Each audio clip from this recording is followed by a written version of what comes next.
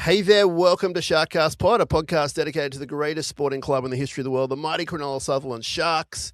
This show is brought to you by Dyson Logistics, the Royal Motor Yacht Club in Port Hacking, and Jason Hawes at Cripps and Cripps Real Estate. My name is Sam Shinazi. I'm an OG from 2015, and since 2015, I've been trying to tell stories about this club. Today, we've got a beauty for you, and it revolves around an awesome Sharks family. And I urge you all just to listen to this entire episode because we're going to talk all things Sharks, and we're going to talk about fundraising, and we're going to talk about just some real life stuff. And I can't wait to get into it. My guest today, he is a long-term Sharks member. He sits up in the upper Andrew Eddinghausen stand, part of the Ivory Tower himself. And he and his mates have gotten together for a very good cause, very close to his heart, which we'll talk about. But Adam, welcome to the show, my friend. How are you? I'm well, Sam. Thanks for having me. It's a pleasure. Now, there are rumors abound that you're an OG SharkCast listener. I am, mate. Yeah, all the way back from 2015 when Adam was on board. Yeah, love the show. Awesome. Well, it's great to have you on. And why don't we just talk a little bit about why you're here? Let's talk about you and your family, and particularly Liam, and what's going on. Yeah, it's been a eventful couple of years for Liam and my family. My family consists of my wife Ez, and I've got three young boys, Jack, Will, and Liam being the youngest. And unfortunately for Liam, in 2024, June of 2024, he was diagnosed with brain cancer. So, as you could imagine, that rocked the family, and it's been a bit of a troubling time since. But he's finished his treatment, and he's on the mend. Excellent news, and we're here to talk about a few different charities and organisations that all meld into one. So it's the Mark Hughes Foundation. This weekend coming up, it's Beanies for Brain Cancer Round, and specifically the Big Three Trek. So you and your mates and a whole bunch of other people, including the GOAT Paul Gallen, are going to walk from Sydney to Newcastle to raise money for such a great cause. Tell us a bit about that, and then we'll get into some Sharks history with your family and your life, because that's all kind of centered around this. But tell us about the Big Three Trek. Yeah, so this is the sixth version of the Big Three Trek. Obviously started 6 years ago by Luke Alexander and some of his friends. They unfortunately lost their soccer coach to brain cancer, and they decided to do something about it. So me and seven mates have jumped on board this year. There's 85 participants this year. It's the biggest year yet. And like you said, it's a big trek. It's 150 kilometres starting at NRL headquarters.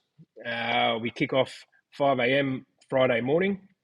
And over 3 days, we make our way up north, all the way to, I was going to say Marathon Stadium, but it's McDonald Jones Stadium these days in Newcastle. So we get there at 3:30, just before kickoff, and do a bit of a lap of honour before the Knights West Tigers game. Oh, awesome. Now, we will put links everywhere attached with this show, but just as a heads up, people listening straight away, how can they contribute financially if they're able to? Yeah, there's a couple of ways. You can obviously beanie for brain cancer round. You can get out there and buy a beanie and wear that to the footy in support of this great cause. If you wanted to support the Big Three Trek directly, you can jump online, do a bit of a Google search, Big Three Trek 6.0. That'll take you to their website, and our team in particular, who we're doing our best to raise money for, is called Team LJ. And I've got to say the Cronulla Sutherland community has just been incredible in their support. I got a phone call from Mark Hughes himself yesterday afternoon. And we've broken all records in our fundraising efforts this year, and I can honestly say that, and I say this from the depth of my heart, that this community that we live in, Sam, has just been incredible with their support. They're so generous. So many people, whether it's the schooling community or the sporting clubs. We've got Hairy Man Brewing Company. They've jumped on board. Just so many wonderful people. Yeah, it's been incredible. We're certainly very fortunate that we live in this wonderful part of the world. Yeah, well said. Well said, Adam. And I couldn't agree more. We all come together in times like this, and this is a great reason to do so. So the other thing I was going to say, Adam, if people can't contribute financially, which does unfortunately, that is a reality in this day and age. Share your pages around, share the charity around on social media. There's different ways you can do it. I'm certainly not suggesting don't donate money because that would be the best thing you can do. But if, of course, you can't, there are other ways to do it. Even if you share this podcast around with your mates, if you share the links to the Big Three Trek, to Beanie for Brain Cancer, the Mark Hughes Foundation, all that will help. So there are ways you can help in different ways. And I'm certainly really glad that the Shark community has really put their arms around your family. I know you've been a supporter for a long time. I know that the club themselves a year or two ago really cheered up you guys. Do you want to talk us through that? Yeah, they did. So Vin Tran from the Sharks Have Heart group, they reached out and they did a beautiful video tribute, which was put on Instagram and Facebook and the likes on all the socials of just a really nice day that we got to spend with the Sharks. Liam was guest of honour. So we attended training, and then he got to jump in the team photo for the year. So he still talks about that day. It was really special, and I should make note that both Vin and Marty Kennedy, who's on the Sharks board, they reached out again this year. They heard about our story, and they've asked what else can we do to help. So they're doing a couple of things in the that are in the pipeline at the moment. But they sent out a lovely letter, I should say, via the Shark socials last week. Just again, raising more awareness and asking everybody to jump on board our fundraising campaign. So yeah, the Sharkies have been incredible. Yeah, I know Vin personally. He's an amazing man, and Sharks Have Heart are an awesome organisation. So that is great to hear. Now, what we're going to do, Adam, for our listeners is we want to take them on a journey, a bit of a this is your life, but shark related. And we're going to wind back into, of course, the reason we're here, which is to talk about your beautiful son, Liam, your beautiful family, and how we can help and your journey and that kind of thing. But let's start back with you. What was the first year you remember supporting the Sharks? When did you sort of really get into it? I think I was in kindergarten, so way back in the late '80s. I remember going to Shark Park with my dad and a couple of dads from that were the fathers of my best mates at school. They probably would have been a similar age to what I am now. So we were normally perched outside of the summertime bar, and the dads were having a good time. I don't know how much footy we were watching, but we'd get on the cardboard boxes and roll down the hill back to the out the back where the mangroves there. So yeah, I think it was called Caltex back then, maybe even probably Caltex. So yeah, going back to the late '80s, a long time ago. Okay, and when do you think you started really taking it all in? Like when you were watching the game, and was it when you were a teenager or in between the time we're talking about? What kind of year could you give us? Yeah, definitely early '90s. All us boys, we all played footy. When we were sort of 6, 7 years old. Obviously, you're just running around having a good time back then. But I genuinely remember being in sort of year 5, year 6, and just really passionately caring about the outcomes, watching the Sharks. I used to love ET, Mark McGaw, Speechley, all those guys, Kurt Wrigley, some of the greats. Yep. Yeah. Okay. So late '80s, early '90s kind of jam. That's awesome. And we'll just go there straight away. Give us, have you got an all-time favourite? Can you pin it down? Oh, without a doubt. Well, I've got two. I've got to be fair. I grew up idolising ET.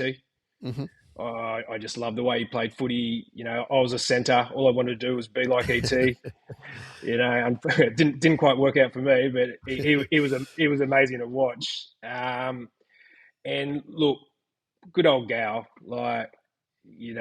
For us guys who've been watching the Sharks a long time, especially 2013, 2014, when the club was just going through so much heartache, he really carried the club on his back through that time. And, I don't think we would have ever have won, the grand final in 2016 if he didn't stand up the way he did.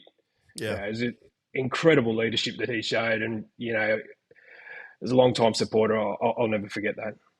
Yeah, I mean, it's hard to split those two guys as the GOATs.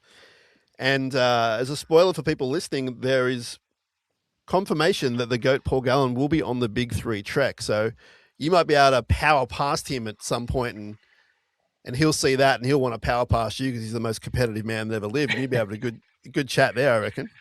Yeah, mate, I'll grab him for sure. I'm doing this walk with four other long-term Sharks members. Mm-hmm. So yeah, he won't get past us without at least one of the boys grabbing onto him. That's so cool. And tell us about, if I take 2016 out of the equation, do you have a favorite season that comes to mind? I know it's a random question, but Yeah, look, 1999 was incredible. Yeah, didn't finish the way we wanted, but I love that year, and you know, I almost resent the Dragons even more. I knew we'd get along, Adam. I knew we'd get along. You know, if you go back to '99, I still remember being at Shark Park. I think we had 23,000. It's probably still a ground record. Like we got them at Shark Park, and that was an incredible game. And that drama seemed to follow both teams all year. And that was sort of the height of the local derby. I think. I don't know if it's ever been as good, especially the way the Dragons have played the last 10 years. They've been dead set ordinaries. So they've got a job to do. They've got to get the local derby back to where it should be. But yeah, 99 was brilliant for me. Okay, awesome. And let's go to 2016. When did you purchase your tickets for the GF? I'm assuming you were there. I'm just going to assume it. When did you buy your tickets? I was at the North Queensland Cowboys semi-final. You're one of those guys. There. Yeah. We were there. Yep. Oh, sorry. Yep. The Sharks Cowboy prelim, I should say. Sorry. Yeah. The game finished. We walked straight out. I can't remember what pub we went to. We were just that excited. Ordered a round of drinks and then sat down and said, "Righto, we've got to get our tickets." So an hour after the game, we were locked and loaded, ready to go. Tell us about the feeling when you realised we'd won that prelim. Oh, it wasn't so much relief. We were just so excited to be, in a grand final. As you know, like that game was all but over 15 minutes into the second half. Yeah. And James Maloney running away for that intercept try was I think obviously that was the moment we all just knew. We all just knew. I know the Cowboys scored a couple of tries late in the game, but it was done and dusted. And it was very unusual, to be a Shark supporter heading into a grand final the way we were. Most semi-final experiences I've ever had have just been nail-biting and edge of your seat type stuff, where we just got to enjoy the last 20 minutes of a prelim and celebrate. So certainly unique as a Sharks fan, but yeah, one of the great experiences. I've told the story often on the show, but when he took that intercept, I had an out-of-body experience just watching it in slow motion. And I remember the feeling. It was just like this fuzzy, almost numb feeling watching it in slow motion because I realized what it meant. One of the great moments in Shark history, that's for sure. And where were you sitting for the big GF? Big grand final. We were down the end where Andrew Fafita scored his try. Ooh. Yeah, we were sitting on the 10-metre line. Mm-hmm. And I still remember that play and all the Sharks fans, jumping out of their seats going berserk. And I never saw the ball go down. Right. So I was terrified. I wasn't exactly sure what had happened and why were we so excited. Surely he couldn't have got it down. He's got 5 players on him. The rest is history. But yeah, that's where we were. Yeah, nice. And did you end up back at the club that night, or what did you do afterwards? Yeah, we ended up back at the club. Had an all-nighter there. We were clever enough to fill a ute. Actually, we filled a ute with Eskies. Parked it in the Leagues Club parking lot. Had our fun in the Leagues Club. Celebrated with all the players, and then ventured back out into the car park to keep going. I reckon I might have secretly had one with you. I remember having a few drinks like that with some very smart people going, "Oh, this is amazing." Yeah, it was great. One of the great nights. Probably the greatest night, actually. And tell us about you're a real estate owner in the Upper Andrew Eddinghausen stand. Have you been there the whole time, or when did you first move there? Yeah, we started in the lower ET lower ET section. I think early 2000s. Hmm. I can't remember what year it was, but Sharks had a stinker, and someone from the club called us and said, "Do you want to upgrade your tickets in the upper ET?" There was eight of us at the time, I think, and Wow. we'd all played footy with or against each other for years. A great bunch of mates, and yeah, we jumped at it, and it's the best thing we've ever done. Watch the footy, rain, hail, or shine, enjoy a beer, great seats, can't beat it. Yeah, it's a similar story to me. I was down there for 1 year in 2004. And then I think, I can't remember the circumstances, but yeah, my brother and I had the chance to have a look around, and we just happened to see my beautiful seats where they are now. And we just grabbed them. We are like, is this some sort of joke? This is unbelievable. Yeah, we'll take these two, and haven't looked back. But yeah, it's a great place to watch footy. Now, tell me about your favourite coach. Who's your favourite coach in Sharks history? Love Johnny Lang. Mm, That was a great time in our club's history. Back then it sort of felt like we were everybody's second favourite team. We played yeah. footy with the right mix of aggression and good spirit, but we were so entertaining to watch. ET and Rogers and David Peachy. Every Hmm. game you went to, you knew we were in the contest. We'd play the footy in its right fashion, but it was always entertaining. Yeah. And yeah, I love Johnny Lang, and it was such a shame to see him leave. And obviously, he's had great success with Penrith after that. Yeah. Yeah. I'm with you there. And have you enjoyed the Fitzgibbon era so far? I'm a huge fan. Yeah, Yeah. I love it. I think he's probably been. I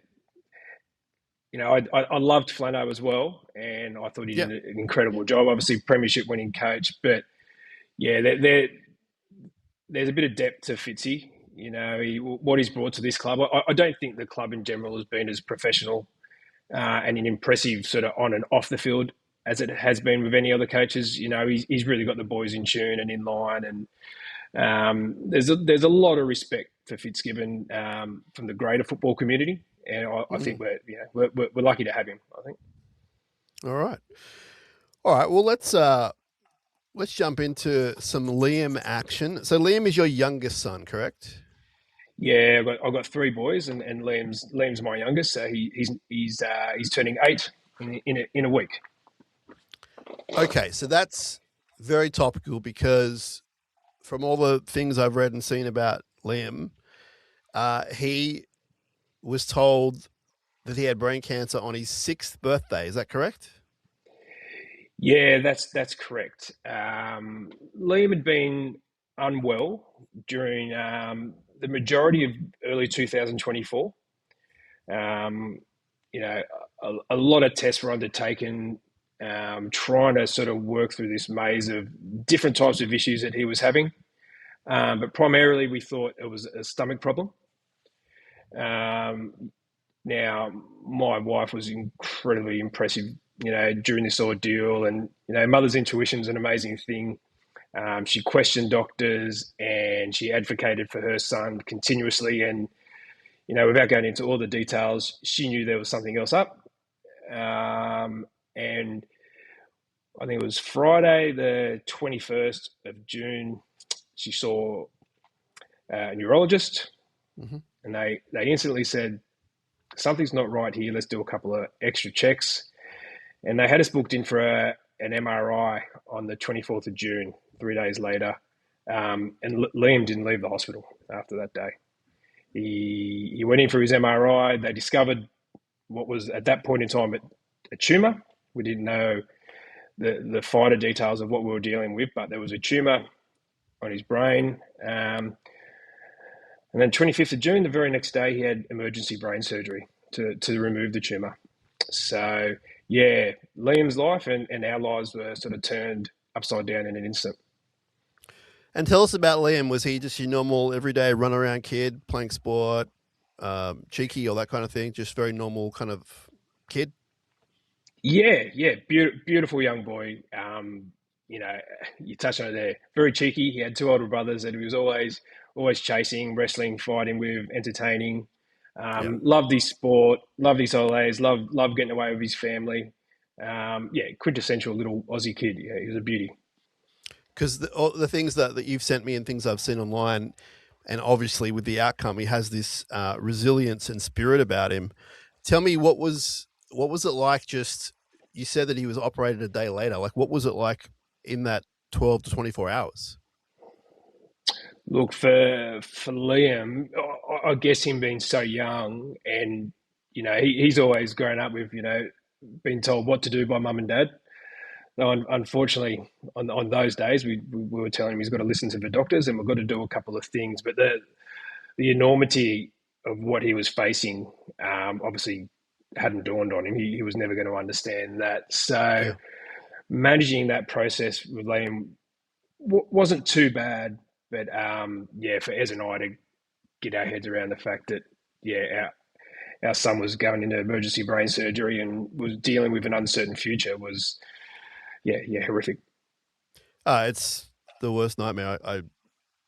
I struggle to even I can't comprehend, but I struggle to even get through some of the things you've sent me because it's so just so intense for everyone involved. But I'm so grateful that, as a spoiler again, there is a good outcome for the moment. Like, he's doing great now, but this is about the journey, and this is about raising awareness and raising money.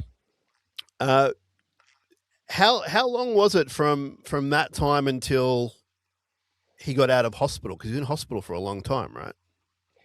He was. He was in hospital. I think he was in intensive care for at least 7 days. Mm-hmm. And while he was in intensive care, they were doing testing on his tumor to determine what we were dealing with. So he was in intensive care for 7 days, and during this period, he actually lost the ability to walk and talk. Oh. A side effect and a risk of the surgery, and that was something that we had to deal with. And you touched on it before. We found out that Liam's tumor was in fact brain cancer on his 6th birthday. Yeah.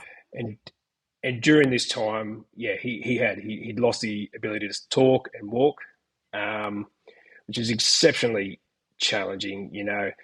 He was okay, even though he couldn't quite communicate. He was dealing with it okay, but poor mum and dad just were up against it at that point in time. And I'll never forget just sitting in the room with him. And here's our beautiful little boy. He's just turned 6. We're supposed to be celebrating his birthday, and we've got to explain to him that he's just been dealt a brain cancer diagnosis. And how long was he unable to walk and talk for? We were really fortunate here. These symptoms can last months, and there were no signs indicating that these symptoms were going to change anytime soon. But luckily for us, it lasted about a week. Uh-huh. I'll never forget the moment Erin had finally had an opportunity to get out of the hospital. She was having a haircut. She was looking after herself for the first time in weeks. And I was just there with Liam. I'd taken him for a wheelchair ride around the hospital. Those who don't know, it's Sydney Children's Hospital. The tram lines pull up out the front. So we went outside there. We were checking out the trams. We came back to our room. We read some books. And out of the blue, without notice, Liam asked for yogurt. Oh. And I tell you, I've never been more excited to grab a tube of yogurt or whatever it was that I gave him my life. So, do you think he realised when he said, "Can I have some yogurt, Dad"? Do you think he realised how momentous it was, or not really?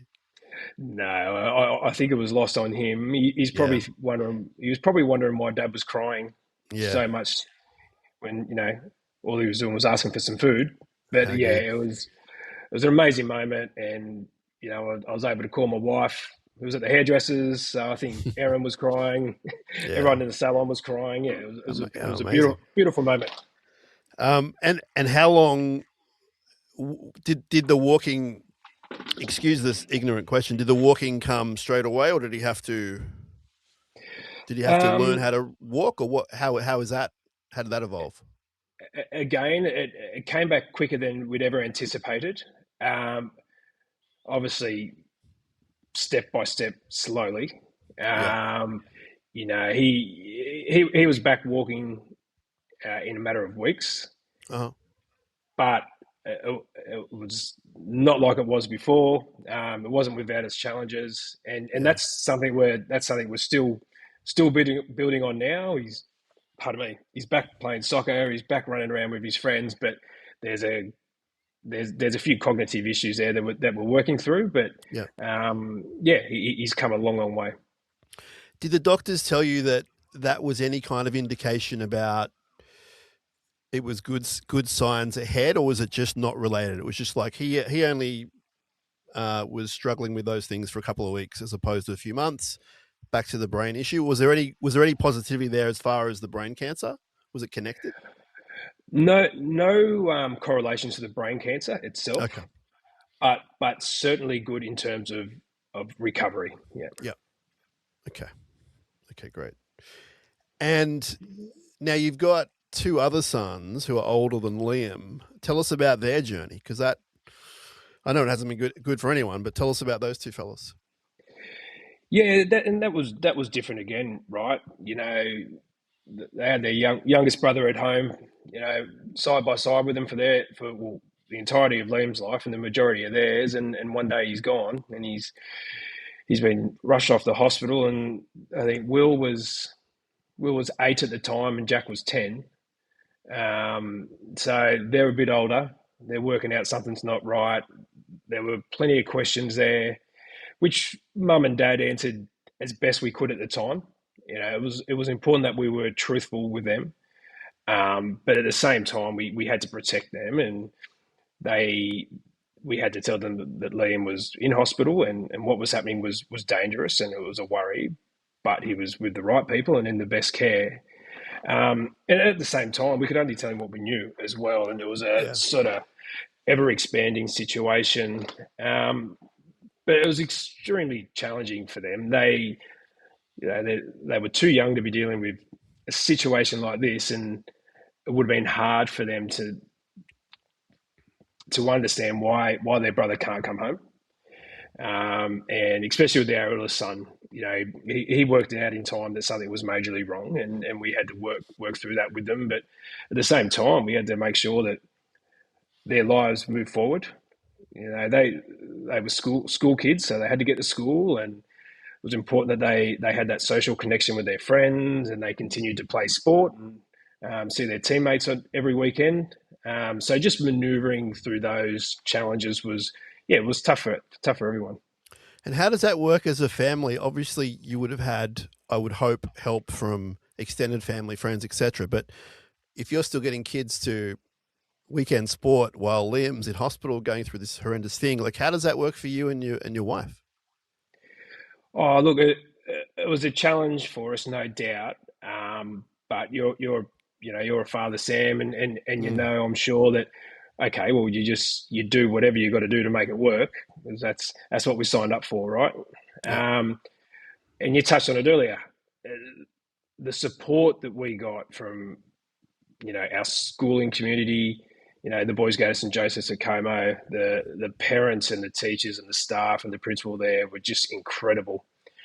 In whether it was the mums and parents getting together and making sure dinner was on the table for our boys, or the boys got to their soccer or football games, or got picked up from school, and the greater sort of Cronulla Southern community were the same. Whether it was footy or soccer or whatever it might have been, everybody around us really rallied and just made sure that we could continue to make sure Liam got the care that he got, but yeah, our two boys sort of kept moving forward as well. and was you or your wife, was one of you always with Liam the whole time? Yep, every single day, Sam, either Ez or myself, or often both of us were there. And one thing that's dawned on me throughout this is that there's so many families who aren't afforded that luxury. You know, we live in Janali, which is a 35, 40-minute drive to the Children's Hospital in Randwick. There were so many nights there when we were in the oncology ward or parts of the hospital, and there was mums or dads who have been in the hospital with their sick children for weeks on end, and you know the other parent was out in another part of rural New South Wales working, you know, and they didn't have that luxury of being able to be bedside with their children, you know, which broke our hearts, and it was just such a poignant reminder of, you know, why we are so lucky to live where we live. Yeah, for sure. Let's give some praise to the people that run the hospital and the kids' hospital and the nurses and the volunteers and like. I mean, thank God I haven't had anything to do with it, but I've heard so many great things about these places. Oh, they're the most incredible people in the world, Sam. You know, the doctors are just incredible in how they treat, you know, young cancer patients, and how they work through these situations with families. But at the same time, you know, the nurses and the staff that are there with the patients all day, every day, they are unsung heroes. Mm. You know, what they see and what they have to deal with on a daily basis is just so traumatizing. And to think that they roll their sleeves up and do that day on day, week on week, is exceptional. They are amazing people. Talk us through the rest of Liam's journey. So, I he had chemotherapy, he had radiation, the works. Yeah, he did. So I guess the first point there is that, you know, not all brain cancers have treatment, and Liam was really fortunate that there's a proven treatment for his particular type of brain cancer, which is a form of medulloblastoma. So that involved 6 weeks of radiation. So that was, and it was amazing, Liam. That the radiation was 5 days in a row. We'd for a week, and then we'd have the weekends off. But we'd pick him up from school at 1 p.m. in the afternoon. We'd drive down to the hospital. He'd have his radiation treatment. We'd normally be home by 5 o'clock.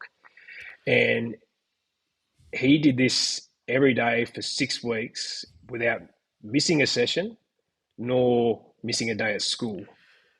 Now, I was gonna say, like, is he repeated or something? But he was going to school. Yeah, he returned to school.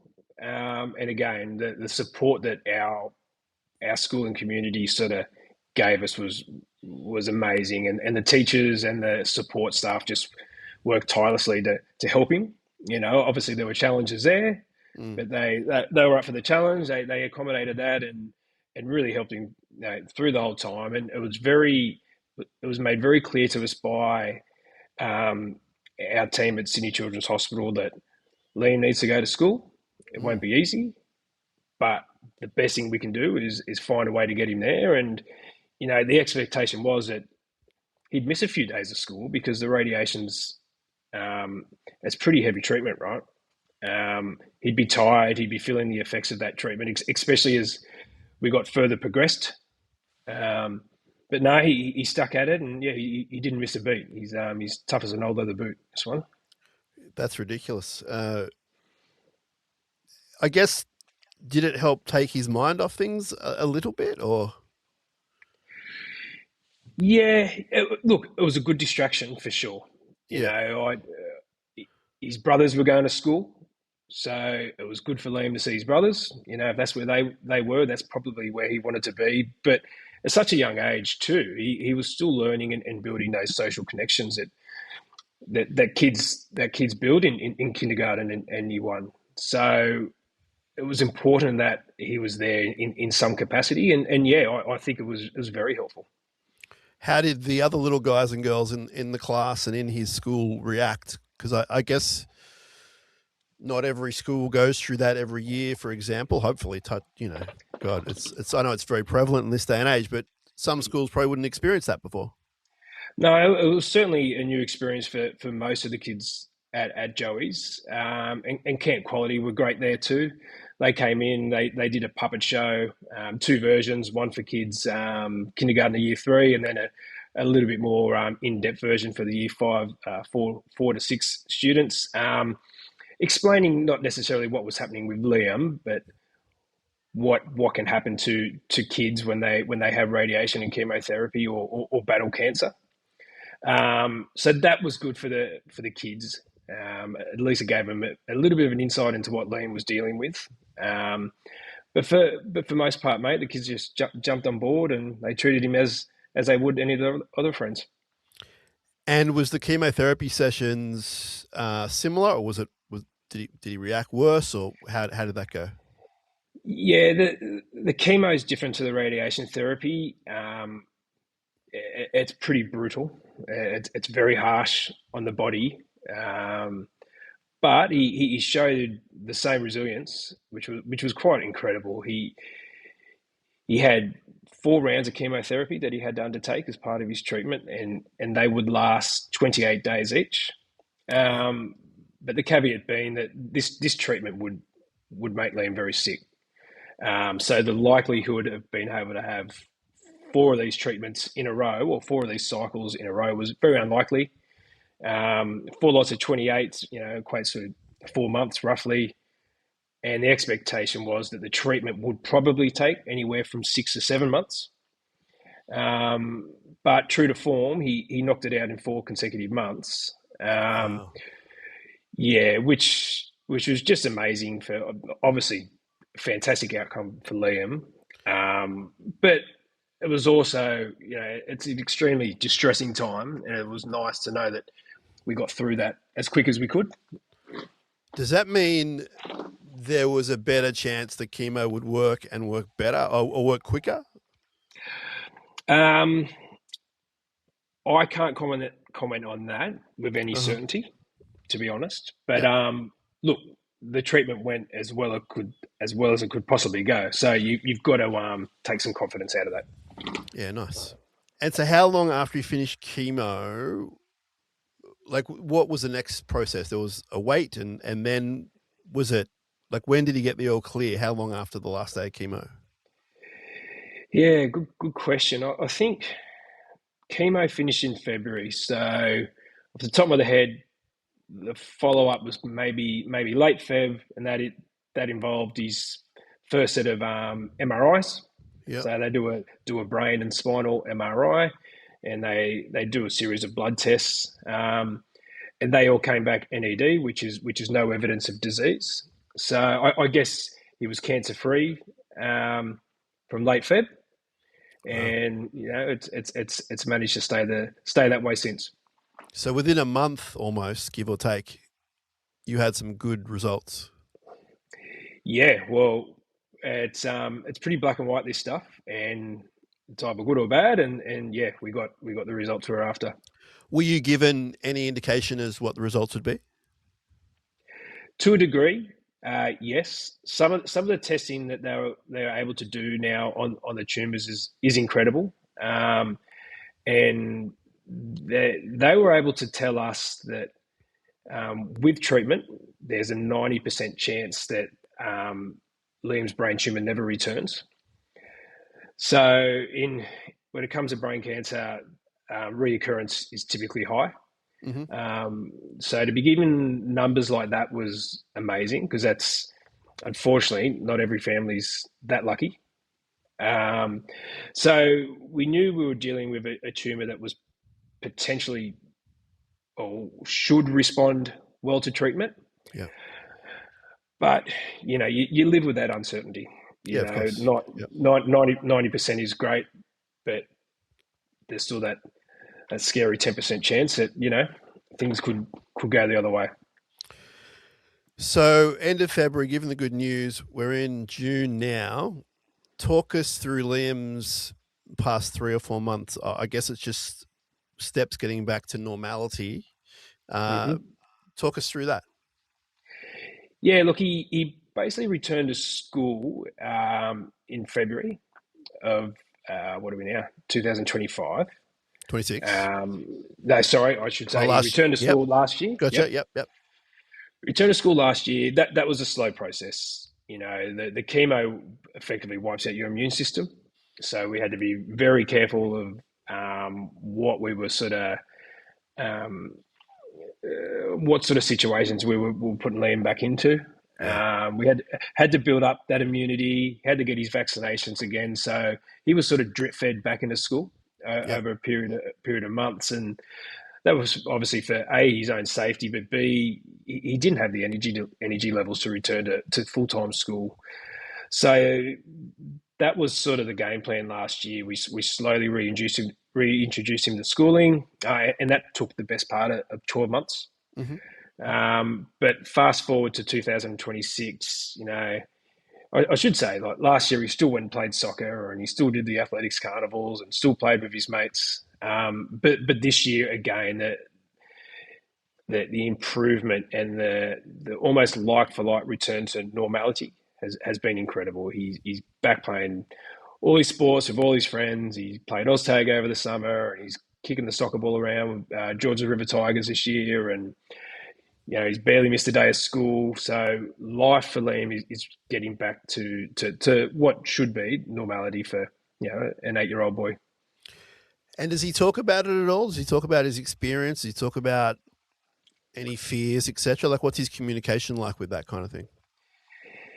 Yeah, he's a funny one. He's a bit dismissive of the whole brain cancer episode, and it was a bit annoying, and hospital was a bit annoying, but he got to build lots of Lego, and that was pretty cool, and he certainly looks at it through a different lens than what mum and dad would.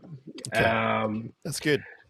Yeah, which is good because we want him just all eyes on the future, and it doesn't look like there's anything holding him back, which is great.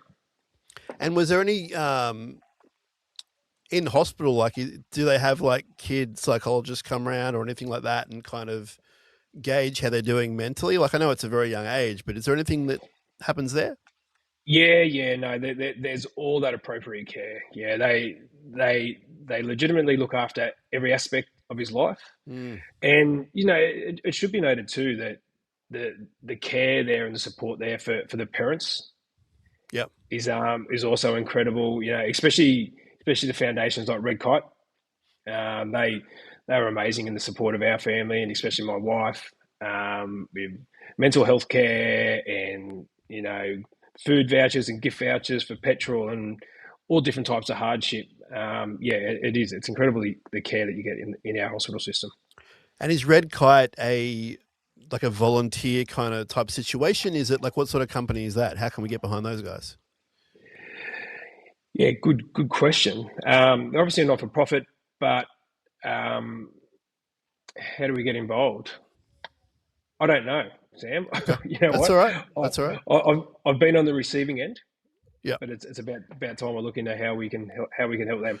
Oh, look, we're here to help a lot of people, so it's obviously impossible to do that. But just if people are aware of the name Red Kite and if they have any interest in helping those guys and girls out, that'd be cool. So Liam's back to everyday life. He's doing okay. He's doing really well, mate. Yep, he's a very happy little boy. He's driving his older brothers crazy. He's sort of back to his cheeky self. So it's awesome to see. Now, who's his favourite Sharks player? He loves Toby Rudolph. Okay. When we went to the Sharks training session and photo session, Toby rocked up on an e-bike. He rode it on the oval. The groundskeepers blew up at him deluxe. They were so upset with him, but he also had his dog. So Liam spent most of the session chasing Toby Rudolph's dog, which he thought was awesome. Yeah. So Toby's a big hit in our house. Okay, awesome. And is LJ getting to an age now where he's getting more invested into week-to-week Cronulla Sharks? Like, where's he at with that? It's happening. It's happening. Obviously, I'm a big fan. His older brothers are really starting to love their footy. Like Jack's almost 13 now, and he's into it.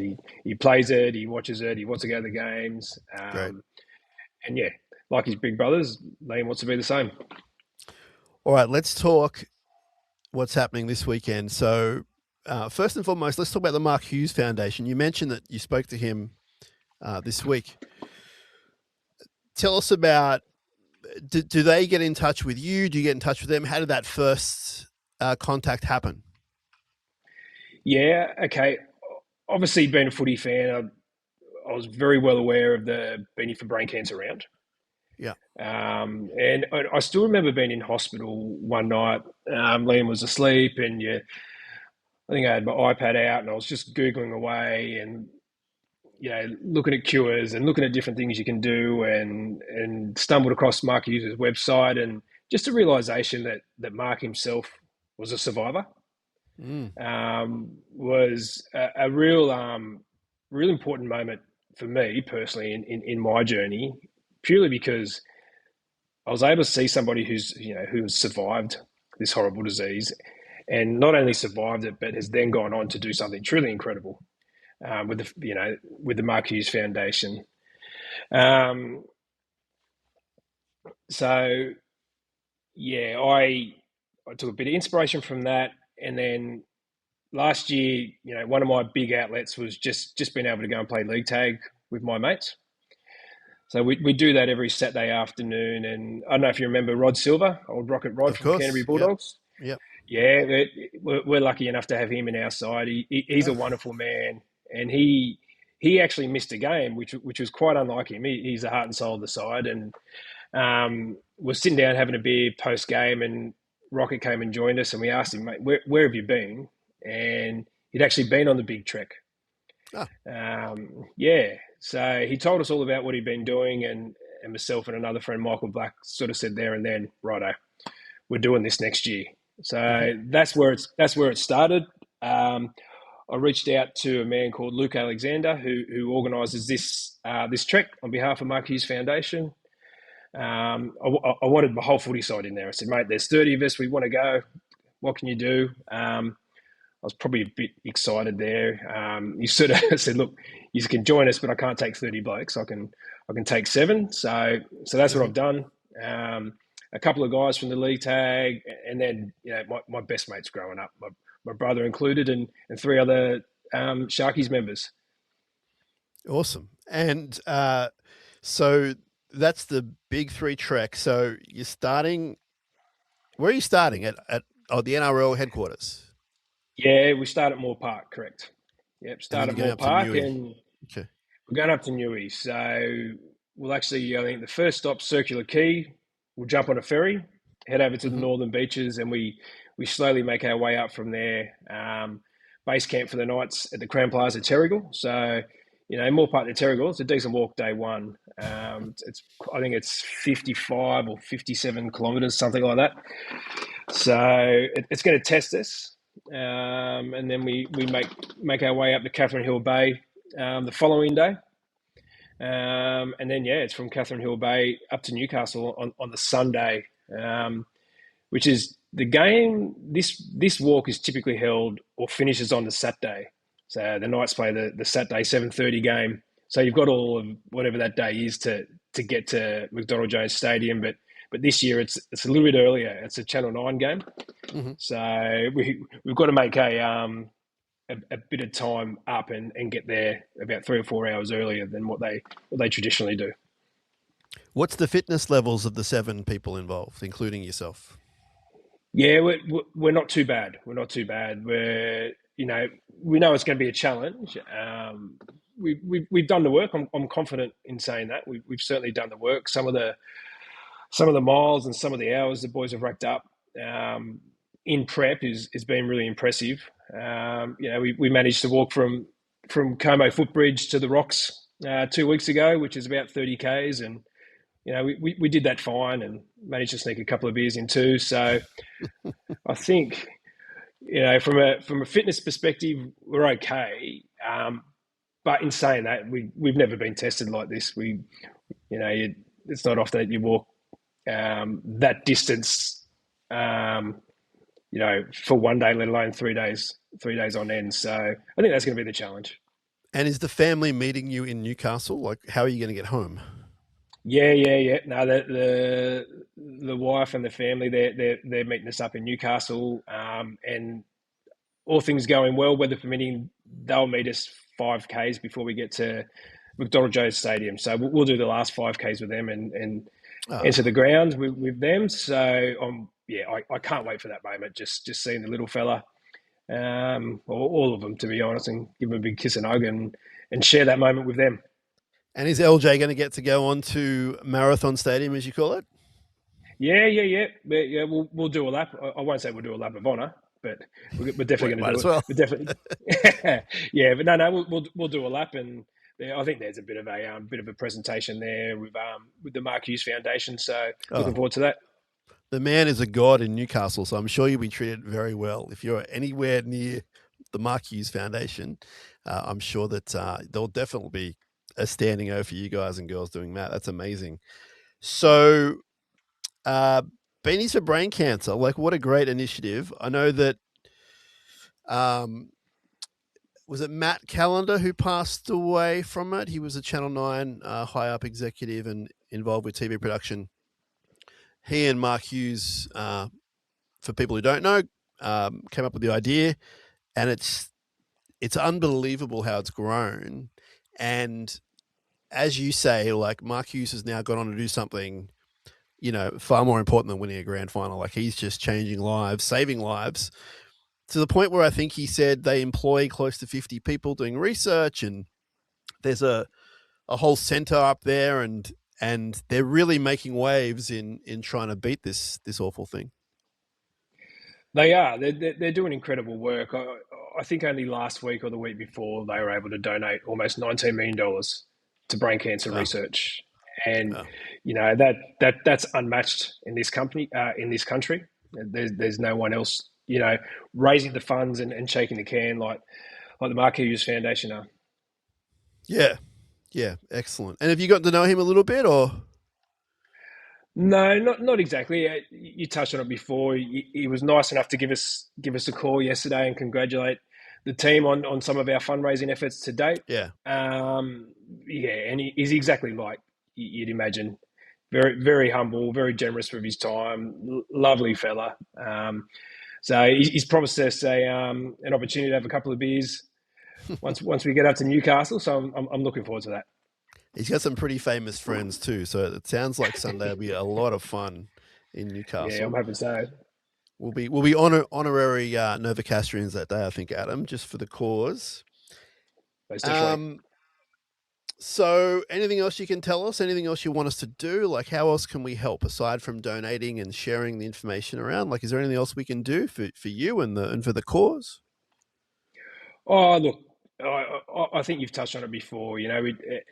We can't expect everybody to be able to donate, all the time. It's certainly challenging times financially for most people at the moment. But if you hear our story and it's managed to touch you in any particular way, please share it with friends or family or your boss at work. Um, and a big part I should speak about what Mark Hughes is doing this year in particular is that they're funding 3 brain cancer nurses. Right. That costs $1.3 million annually. Um, when we were in Sydney Children's Hospital, we had a lady called Liz Bland who was our clinical care nurse, and she was a conduit between our neuro team, our oncology team, and all the other doctors that we'd speak to on a regular basis. And the support that she gave Erin, myself, Liam, and our family was absolutely amazing. Um, and we were heartbroken to know that not all hospitals have this level of care for people with brain cancer. Yeah. So it's if we can say one thing, it's please get behind this foundation and help them with ultimately the care that they're providing for brain cancer patients. All right. Well said. So the Big Three track, it's part of the Beanies for Brain Cancer round. If you're going to a game this week, unfortunately our boys aren't playing, but if you go to a game this week, if you're a neutral, if you're a Sharks sicko who likes to go to other games, you can buy the beanies at the ground. I know that a bunch of supermarkets have it as well, right, Adam? Yeah, that's correct, mate. Yep, I Yeah. believe it's Woolworths and IGA. Yeah, and I'm sure you can buy it online as well. There are a bunch of places you can buy the beanies. That's probably the quickest way you can help because you're getting a cool beanie and you're also donating straight to the Mark Hughes Foundation. There are other ways you can donate money, and you can follow Adam and the crew on the Big Three Trek. Just Google that. We will get links happening. So on our socials and on this podcast, there'll be a link attached. And if you click on that directly, you'll be able to help support Team LJ, which is what we're here for. Does Liam go to any games, or will he be going to games in the future? Yeah, yeah. He loves going to the footy. We took him to Magic Round last year. He loved that. Got to meet the players up there, and he's been to one or two games this year. He's a big fan. Okay, well, I would like to personally give the young man a high five and tell him what a champion he is. So hopefully I'll see him in the upper Andrew Ettinghausen sooner rather than later. But thanks for jumping on, Adam. I know it's not the easiest thing for you to do. I know you love talking about promoting the cause and everything, but also understand the emotion attached to it. It's such a ordeal you guys have been through, and we really appreciate hearing your story. And if there's any way our listeners can help, I know they will, whether it's $1, whether it's a beanie, whether it's whatever. I know they will help, whether it's sharing your story, they will help because we look after our own. And I know all the other Sharks podcasts and Sharks media, everyone in the Sharks community, it's a very big community. Like, we're a small club, but it's a very big community. We're all behind you. So, yeah, thanks for jumping on, Adam, and great to hear your story and your story about the Sharks and you're a tragic like us. That's what makes it even more heartening, is that you're just a Sharks tragic, and we love those kind of people. Yeah, mate. No, I love the Sharkies, mate. They're in our blood. The Johnson household just adores them, mate. So hopefully they can do the job this year. But yeah, really appreciate the support. No worries.